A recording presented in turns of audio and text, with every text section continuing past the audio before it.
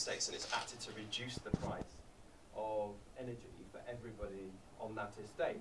That's what you need to be. You boast about that. You get loads of people in Brixton going to the launch of Transition Town Brixton. So you've got to illustrate how this is actually going to promote social justice. You've got to illustrate, of course, why there's an economic imperative, and I think I'll come to that in a moment. And of course, environment, of course, that's the reason. But, you know, people are in crisis at the moment, and that, you know, they're not thinking that this is an immediate thing that's going to happen right now when you've got to put food on the plate for your family. And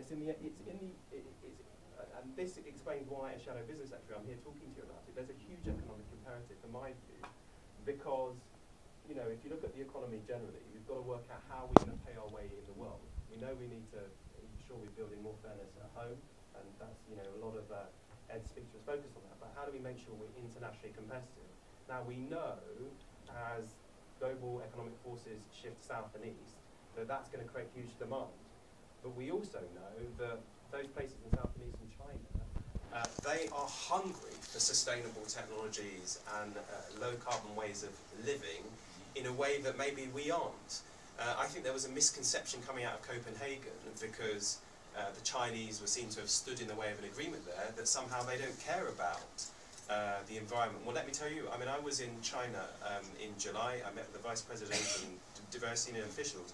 You walk in Beijing on, you know, 50% of the time, and you can't see in front of you because the smog.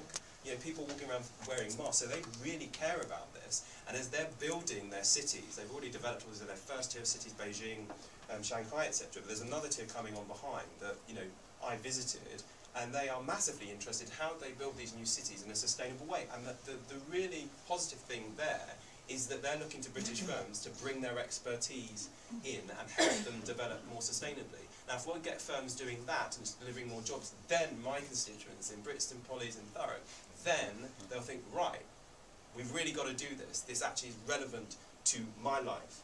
And so that's why we, in terms of an industrial strategy, we're clear one of the key sectors is low carbon.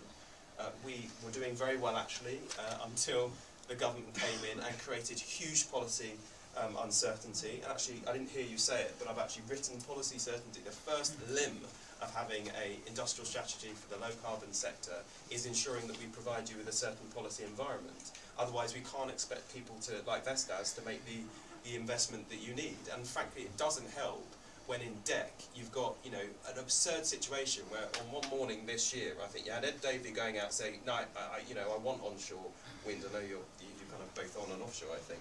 But, you know, going, I want onshore wind, and his Minister of State is responsible saying, no, I don't, all in the same morning. And people are like, what the hell's going on here? What is the policy? That is absolutely no way to govern. So you need policy certainty. Secondly, you've got to make sure you've got a proper state-backed investment institution to help drive the investment that we need into this sector, which is why we came up with the Green Investment Bank Commission in government, and we wanted to see this government moving forward with it. They haven't, because they've missed their borrowing targets. So really, you know, the Green Investment Bank is subpar, and most I'd describe it as a fund right now. My team lead on that. And then, thirdly, it's incredibly important that this agenda, which is why I'm very pleased to be here, isn't seen to be the property of DEC.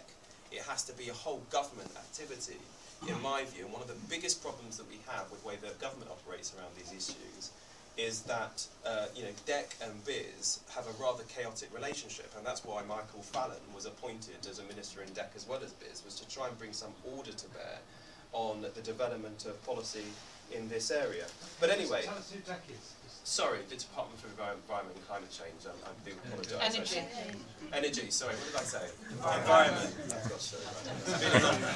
It's been a long day. It's Brighton. It's Labour. Yeah.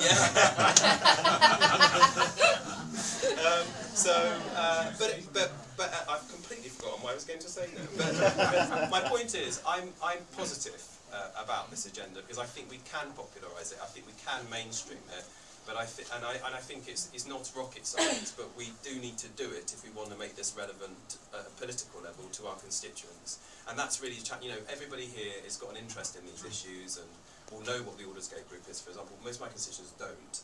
And the fact is, until we get them really focused on this, it's not going to raise up the agenda as quickly as we need, and we're not going to get the urgency which we desperately need right now for action on this. But I'll shut up. By the way, Europe, if we actually want to sort this out. Staying in Yes. Europe, staying in Europe, acting at a supranational level. I mean, there's no better argument for us being engaged in the heart of Europe, making sure that we act on these issues together with our European partners globally, don't you think?